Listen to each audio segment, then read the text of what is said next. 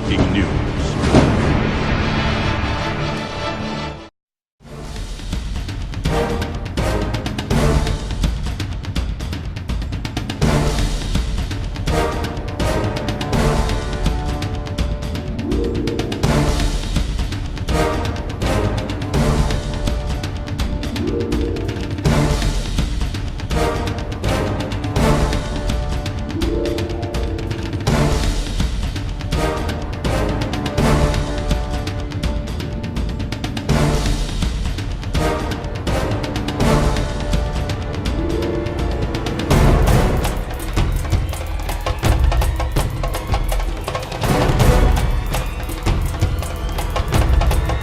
Start reading.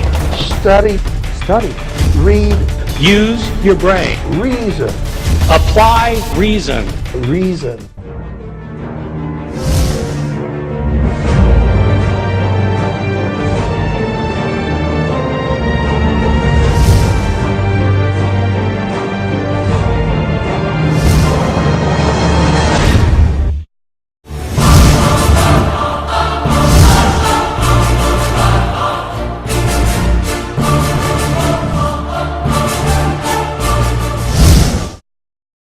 My first interest in this particular question about the accurate preservation of the Gospels started out when I was a student at Moody Bible Institute. At Moody Bible Institute, I believed, as did my professors, that the Bible is without error in the autographs. In other words, the originals of the New Testament did not have mistakes in them, even if subsequent copies of the New Testament may have mistakes in them. The problem is, we don't have the originals of the New Testament. What we have are thousands of copies of the New Testament that were made, in most cases, centuries later. We don't have the originals. We have copies made centuries later. These copies that were made centuries later contain numerous mistakes, thousands of mistakes, tens of thousands of mistakes, hundreds of thousands of mistakes. This was a problem for me at Moody Bible Institute, and I decided that I wanted to learn more about the Greek manuscripts of the New Testament. I went to Princeton Theological Seminary to study with the foremost scholar in the field, Bruce Metzger. I devoted years of my life to this study. This has been the core of my research for the past 30 years. At some point, I came to the realization that my belief in the inerrancy of the autographs didn't make sense. Let me tell you now what I think about this entire situation, which is that we cannot know whether the Gospels have been preserved accurately through the ages, and I'm going to try and illustrate with you by explaining how it worked. Take the Gospel of Mark. Whenever Mark was written, say it was written in the year 65 or in the year 70, in the city of Rome, say, I don't know where it was made. Whoever wrote Mark put it in circulation, and somebody copied the Gospel of Mark. Then somebody copied that copy, and somebody copied the copy of the copy, then somebody copied the copy of the copy of the copy of the copy.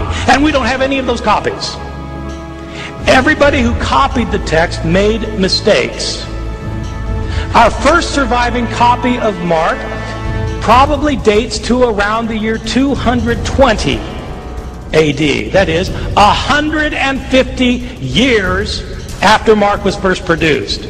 Our first complete copy of Mark comes from the year 350, about 280 years after Mark. We have lots of copies from later times. From thousands of years, 1,000 years after Mark, we get lots of copies. When you compare all of these copies with one another, they all differ from one another. And what is striking is that the earlier you go to look at the manuscripts, the more differences you find. The earliest copies have the most mistakes. What would happen if we found copies that were still earlier? The only evidence we have is the evidence that survives, which suggests that in the early periods of copying, there was the most mistakes made. How many were made the first month, or the first year, or the first decade? How many mistakes were made in the copy of the copy of the copy, which served as the copy of all the copies that we now have? We have no way of knowing. Because I've worked on this problem for 30 years, and I don't know of a way to know. And I've never seen a good explanation. You can't argue that that we have lots and lots of copies of Mark, and therefore we know what was originally in Mark. These lots and lots of copies are from many centuries after Mark was written. How could we know that these copies stem from a correct copy instead of an errant copy? Our earliest ones are all highly errant. But the reality is we have lots of late manuscripts of Mark and of every other book of the New Testament. We don't have early ones, and the earliest ones we have are filled with mistakes. The Gospels of the New Testament don't claim to be written by eyewitnesses, and in fact they were not written by eyewitnesses. The Gospel writers were living 40 to 50 to 60 years after Jesus. They wrote the Gospels in Greek. Jesus' language was Aramaic. These Gospel writers were living in a different country. Decades later, where did they get their information from? They were not the followers of Jesus. They don't claim to be followers of Jesus, the disciples. They're written by later people, decades later, in a different language. Now I want to show you some of the books. I'm just going to show them to you, and you can write these down. This one has just been published, and it is a gem.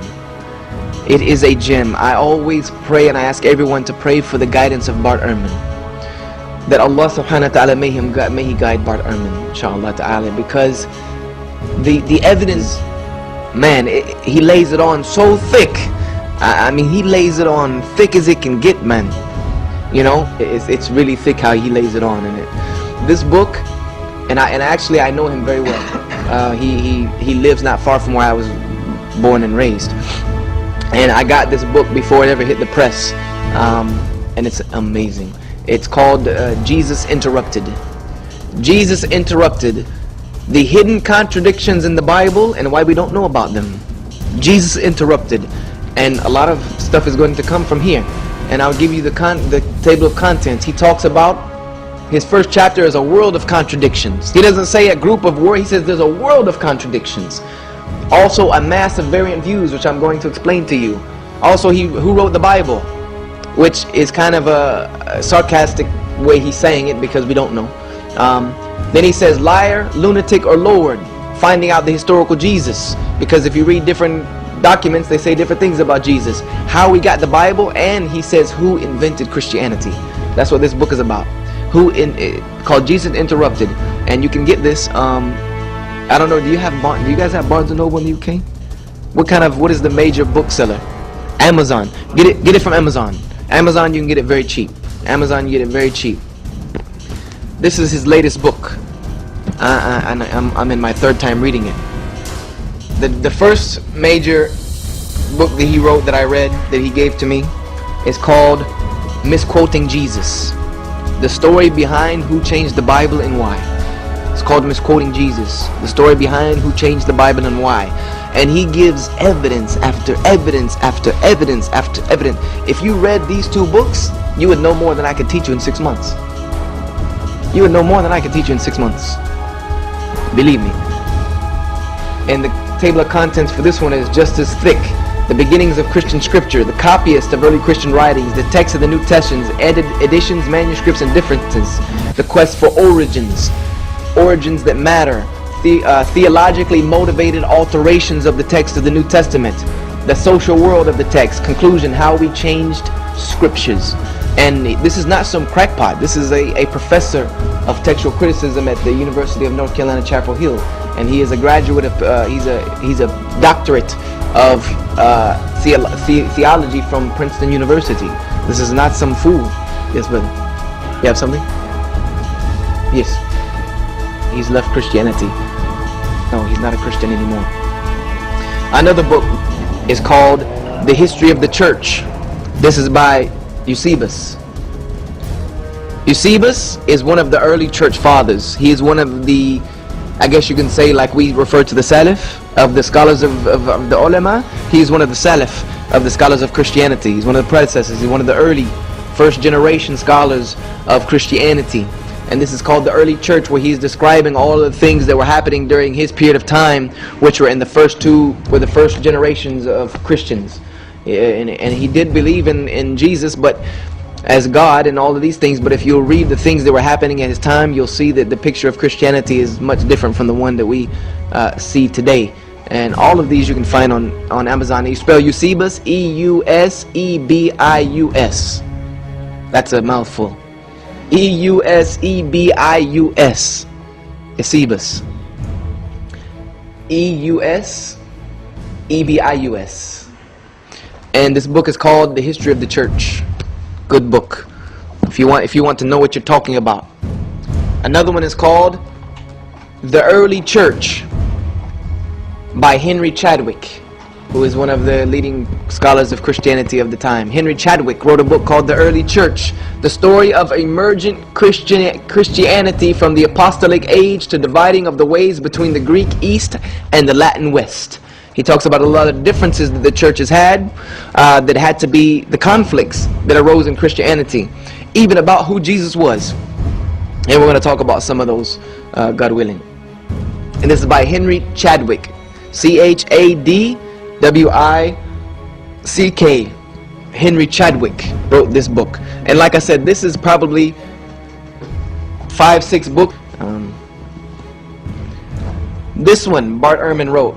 Amazing book called Lost Christianities, the battles for scripture and faith that we never knew. Lost Christianities, the battle for faith and scriptures that we never knew. Talking about all of the books that didn't make it into the Gospels, that didn't make it into the Bible, and why? Why? Was it because they weren't so good? Or was it politically motivated? Or was it theologically motivated? Was there a system of eradication? Was there a system of political anthology going on at the time of the Council of Nicaea that allowed these things to happen? Bart Ehrman goes into detail explaining this, and he also lays out and gives you a lot of the documents that are in here. He wrote another book called Lost Scriptures. Lost Scriptures by Bart Ehrman. And these, now we're getting to some real textbooks. These I wouldn't say are for the lay reader. What I just gave you are kind of like, novel type readings. These are a little more serious here. This one is also by Bart Ehrman and Andrew Jacobs. And these are college level textbooks.